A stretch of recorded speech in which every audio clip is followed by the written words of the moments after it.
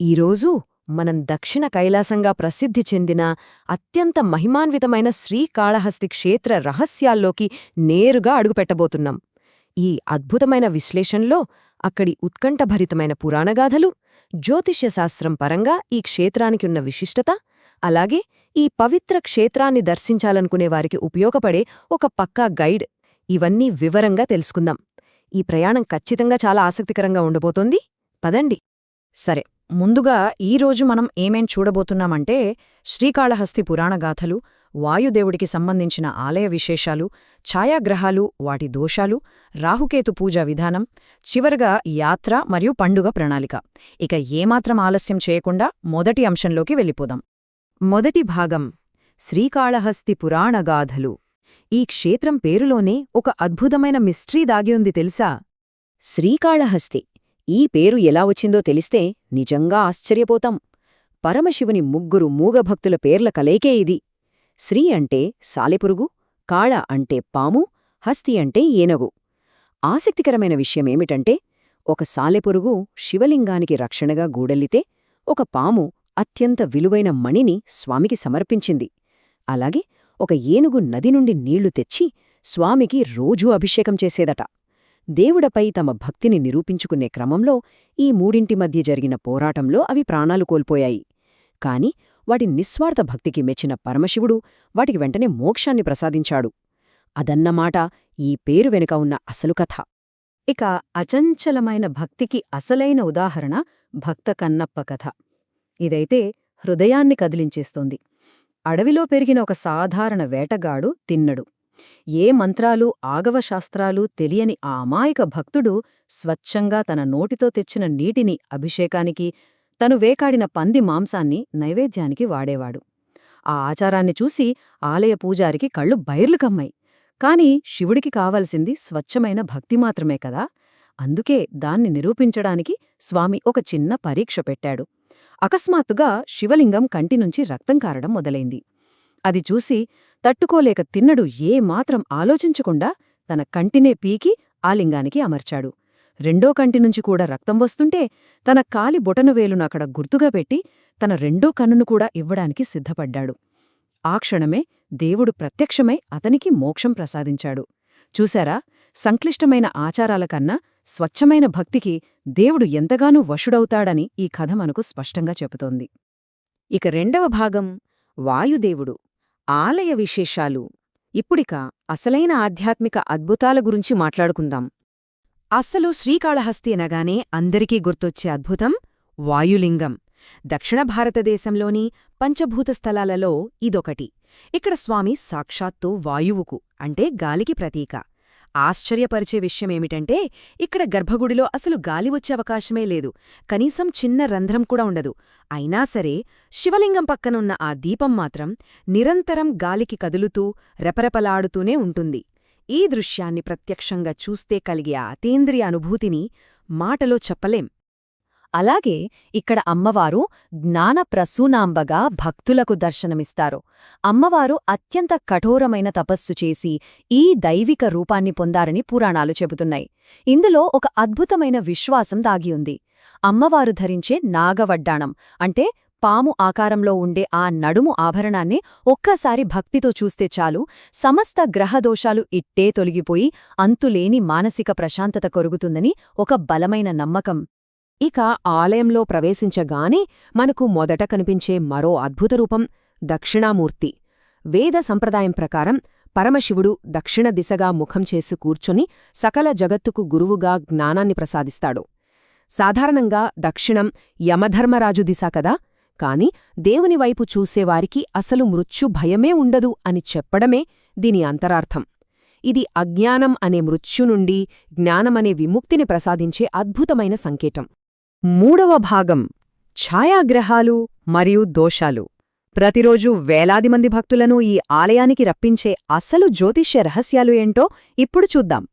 వేద జ్యోతిష శాస్త్రంలో రాహువు, కేతువులను ఛాయాగ్రహాలు అంటారు. అంటే వీటికి భౌతికంగా ఎలాంటి రూపముండదు, కాని మనుషుల కర్మల ఆధారంగా అదృష్టాన్ని, దురదృష్టాన్ని శాసిస్తాయని బలంగా విశ్వసిస్తారు. ఈ రెండింటి స్వభావాలు పూర్తిగా భిన్నంగా ఉంటాయి. రాహువు మనుషులో ప్రాపంచిక కోరికలను, భ్రమలను, జీవితంలో అకస్మాత్తుగా ఎదురయ్యే ఎత్తుపల్లాలను కలగజేస్తాడు.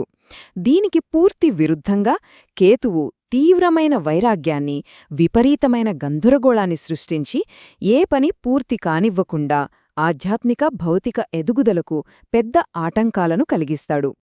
ఇక్కడ మనం గమనించాల్సిన అత్యంత కీలకమైన పాయింట్ ఒకటుంది.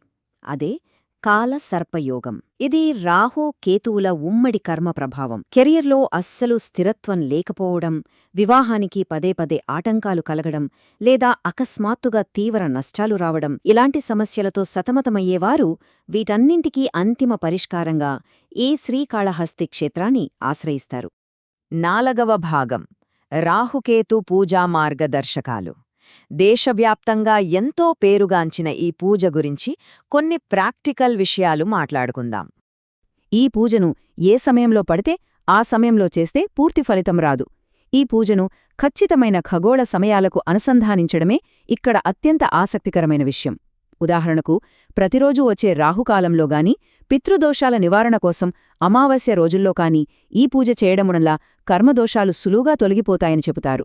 అలాగే జన్మనక్షత్రం రోజున చేయడం వల్ల వ్యక్తిగత ప్రశాంతత, ఆర్థిక వృద్ధి కలుగుతాయి. ఇంకో అద్భుతమైన విషయం చెప్పనా? సూర్యచంద్ర గ్రహణాల సమయంలో దేశంలోని గుడులన్నీ మూసేస్తారు కదా, కాని ఆ సమయంలో కూడా పూజలు జరిగే ఏకైక ఆలయం భారతదేశం మొత్తంలో ఈ శ్రీకాళహస్తి మాత్రమే. అయితే ఈ పూజకు సిద్ధమయ్యేవారికి కొన్ని ఖచ్చితమైన నియమాలున్నాయి. పూజ ఎంత ముఖ్యమో శారీరక మరియు మానసిక పవిత్రత కూడా అంతే ముఖ్యం. రద్దీని తట్టుకోవటానికి ఉదయం 6 నుండి 8 గంటల మధ్యే చేరుకోవటం మంచిది. అలాగే పూజకు ముందు ఇడ్లీ లేదా ఉప్మా లాంటి తేలికపాటి ఆహారం మాత్రమే తీసుకోవాలి. తెలుపు లేదా లేత రంగులలో ఉండే సాంప్రదాయ దుస్తులు ధరించాలి. ఆ తర్వాత పూజలోనిచ్చిన వెండి ప్రతిమలను ఇంటికి తీసుకెళ్లి ఆ సానుకూల శక్తిని నిలుపుకోవడానికి అదే రోజు సాయంత్రం ఇంట్లో తప్పనిసరిగా దీపారాధన చేయాలి. ఇకపోతే అసలు చెయ్యకూడని పనుల గురించి ఇక్కడ చాలా కఠినమైన నియమాలున్నాయి. జాగ్రత్తగా వినండి. పూజ ముగిసిన తరువాత నేరుగా ఇంటికి మాత్రమే వెళ్ళాలి. ఆ రోజు వేరే ఏ దేవాలయాలకు గానీ అస్సలు వెళ్లకూడదు. అలా చేస్తే పూజ వల్ల లభించిన సూక్ష్మశక్తులు చెదిరిపోతాయని గట్టిగా విశ్వసిస్తారు. అలాగే ప్రతికూల శక్తులను ఆకర్షిస్తాయి కాబట్టి నలుపు రంగు దుస్తులు పొరపాటున కూడా ధరించకూడదు. 24 గంటలపాటు మాంసాహారం, మద్యం తీసుకోకూడదు. కడుపు నిండా భోజనం చేసి పూజలో కూర్చోకూడదు. చివరిగా పూజలో ఆఖరి హారతి ముగిసే వరకు పూజామందిరం నుండి బయటకు రాకూడదు. ఇవి పక్కాగా పాటించాల్సిన రూల్స్. 5వ భాగం యాత్ర మరియు పండుగ ప్రణాళిక. ఈ క్షేత్రంలో జరిగే అతిపెద్ద పండుగకు ఎలా సిద్ధం కావాలో చూద్దాం. శ్రీకాళహస్తిలో జరిగే మహాశివరాత్రి బ్రహ్మోత్సవాలు ఎన్నాళ్లు జరుగుతాయో ఊహించగలరా? ఏకంగా 11 రోజులపాటు. అవును, అక్షరాల 11 రోజులపాటు అత్యంత వైభవంగా, నిరంతర ఆచారాలతో ఈ ఉత్సవాలు జరుగుతాయి. ఈ సమయమంతా ఆలయం భక్తజన సంద్రంలా మారిపోతుంది. ఈ పండగ ప్రణాళిక ఎలా ఉంటుందంటే 2026వ సంవత్సరంలో ఫిబ్రవరి 10న ధ్వజారోహణంతో, అంటే పవిత్రమైన జెండా ఎగరవేతతో ఈ ఉత్సవం మొదలవుతుంది. అయితే అత్యంత కీలకమైన శిఖరాగ్ర ఘట్టం మాత్రం 6వ రోజు, అంటే ఫిబ్రవరి 15 మహాశివరాత్రి నాడు వస్తుంది. ఆ రోజు కైలాస వాహన సేవతో పాటు రాత్రంతా స్వామివారికి చతుర్కాల అభిషేకాలు నిర్విరామంగా జరుగుతాయి. ఆ తర్వాత రోజు, అనగా ఫిబ్రవరి 16న వీధుల్లో అంగరంగ వైభవంగా రథోత్సవం జరుగుతుంది. ఈ ఆధ్యాత్మిక ఘట్టాలను కళ్లార చూడాలంటే పక్కా ప్లానింగ్ ఉండాల్సిందే. ముఖ్యంగా 2026లో రాబోయే మహాశివరాత్రి సరిగ్గా వీకెండ్లో వస్తోంది. అంటే సాధారణం కంటే భక్తుల రద్దీ 20 నుండి 25% దాకా పెరిగే అవకాశముంది. కాబట్టి కనీసం ఒకరోజు ముందుగా చేరుకోవడానికి ప్లాన్ చేసుకోండి. దర్శనం కోసం దాదాపు 14 గంటల పాటు క్యూలో నిలబడాల్సి రావొచ్చు. దానికి మానసికంగా సిద్ధపడాలి. అలాగే ఆ విపరీతమైన రద్దీలో స్థానికంగా మొబైల్ నెట్వర్క్ సరిగ్గా పనిచేయకపోవచ్చు. కాబట్టి దానికి తగ్గట్లుగా ముందుగానే మనవాళ్లతో కమ్యూనికేషన్ ప్లాన్ చేసుకోవడం చాలా చాలా అవసరం. ఈ అద్భుతమైన ప్రయాణాన్ని ముగించే ముందు మనల్ని మనం అడగాల్సిన ఒక లోతైన ప్రశ్న ఇక్కడ ఉంది. ఛాయాగ్రహాలైన రాహుకేతువులు ఒకవైపు మాయను, మరోవైపు వైరాగ్యాన్ని చూపిస్తాయి కదా. మరి మనలో సహజంగా ఉండే వెలుగు, చీకటుల మధ్య సరైన సమతుల్యతను సాధించగలిగితే అదే నిజమైన విముక్తికి దారి తీస్తుందేమో కదా. బహుశా వాయులింగం అలాగే ఈ ఛాయాగ్రహాల వెనుక ఉన్న అసలైన ఆధ్యాత్మిక అంతరార్థం ఇదేనేమో. దీని గురించి ఒక్కసారి లోతుగా ఆలోచించండి. శ్రీకాళహస్తి క్షేత్ర ప్రాముఖ్యతను స్పష్టంగా అర్థం చేసుకోవడానికి ఈ విశ్లేషణ ఎంతగానో ఉపయోగపడిందని ఆశిస్తున్నాం. మళ్ళీ కలుద్దాం.